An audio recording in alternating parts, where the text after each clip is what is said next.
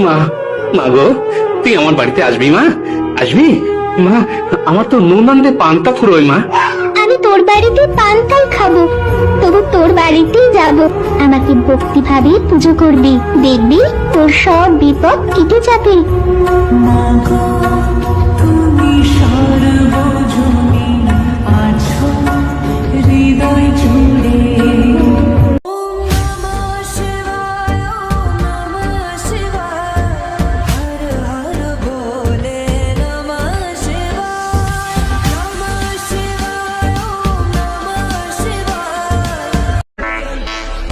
যদি মৃত্যুকে ভয় করো তাহলে পাশ থেকে সরে যাও, আর যদি সত্য সনাতনী হয়ে থাকো তাহলে জয় শ্রীরাম বলে যাও,